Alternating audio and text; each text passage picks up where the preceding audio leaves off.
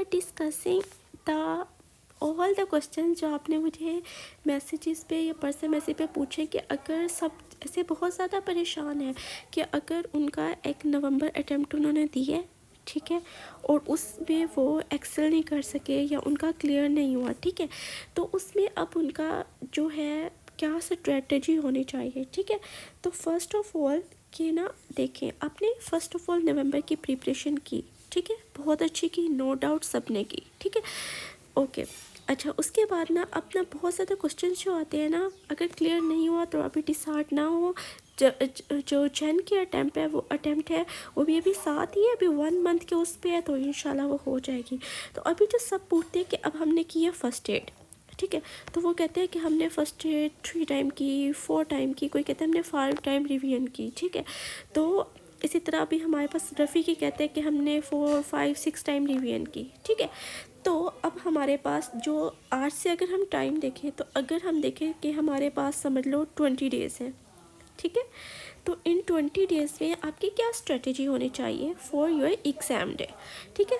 First of all जैसे सब ने बताया कि फ़र्स्ट एड उन्होंने 4-5 टाइम की है, रफ़ी इसी तरह की है, तो अभी जितने डेज़ हैं, ठीक है, अब फर्स्ट एड या जो रफ़ी है, ठीक है, सिर्फ सब ने उसकी अगर नहीं की अभी तक, अभी वो करना स्टार्ट करेंगे, तो उन्होंने बस एक दिन एक सिस्टम की इसकी रिवीजन कर लेनी है, उसके बाद एक दिन से ज़्यादा नहीं देना। और अगर किसी को लगता है कि एक दिन आपने दे दिया, इसको आपने कर लिया और आपको लग रहा है कि फिर भी आपको नहीं आ रहा, ठीक है, ये रफ़ी भी आपको नहीं आ रही, तो अपने माइंड को रिलैक्स करें कि ये बस एक बार मैंने गो थ्रू कर लिया, I do not need more revisions, I have done with a lot of revisions, ठीक है, ये करके आपने ख़त्म कर देना है।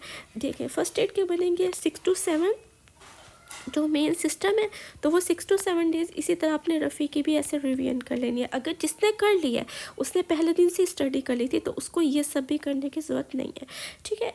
दिस एग्ज़ाम जो हमारे पास FCPS का है, उसमें ये चीज़ अच्छी है कि जो इसके अंदर ना MCQs होते हैं रिपीट, ठीक है, मैक्सिमम MCQs जो होते हैं ना वो रिपीट होते हैं, ठीक है। और ये MCQs बेस एग्जाम है, कोई हमने इसका SCQ नहीं लिखना जो हमें पूरी थ्योरी दोबारा से पढ़नी पड़े, तो हमने थ्योरी को अब रिवाइज नहीं करना, ठीक है। अब हमारा जो मेन जो है ना टारगेट, वो क्या होना चाहिए बाकी डेज़ के लिए। अब हमारा मेन टारगेट जो होना चाहिए वो हमारा होना चाहिए कि हम इसकी MCQs प्रैक्टिस करें, ठीक है। अब MCQs प्रैक्टिस जो करनी है ना, उसके अंदर हमारे पास क्या होगा, MCQs प्रैक्टिस तो करनी है, ठीक है, उसके लिए आप क्या स्ट्रैटेजी करें, ठीक है। अच्छा, अब कुछ लोग होंगे वो कहेंगे हम स्टार्ट से SK करते हैं, ठीक है, SK नो डाउट सारे MCQs रिपीट होते हैं या पास्ट MCQs की ही हमारे पास बुक्स है, ठीक है। अब उन्होंने जैसा मेडिसिन किया, उसने 1 to 17 या 1 to 19 उठाई और ये करना स्टार्ट कर दी। अब उसने पहले उसको 3 बार रिवाइज किया, 4 टाइम 5 टाइम, नो, ये गलत है, ठीक है। अगर आपने ये पहले भी की थी, ठीक है, नवंबर के टाइम में, तो अभी आपको जरूरत नहीं है। अभी आपके पहले जो होनी चाहिए ना SK20 और SK21 जो हमारे पास रीसेंट SK हैं, SK21 के भी अब वॉल्यूम 1 और वॉल्यूम 2 है, ठीक है। तो आपकी पहली स्ट्रेटजी ये 2 होनी चाहिए, ठीक है।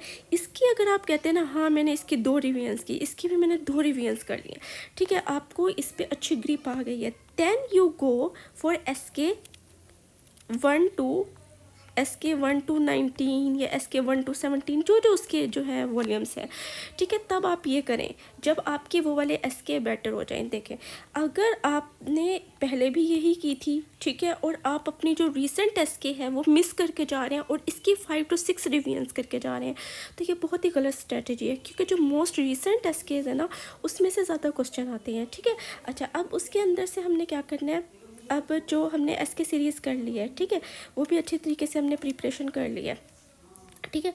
उसके अंदर से भी हमने जो अपनी एक तो रिसेंट SK सारी कर लेनी है, उसकी रिवीजन्स कर लेनी है, और उसके बाद हमने दूसरी SK करनी है।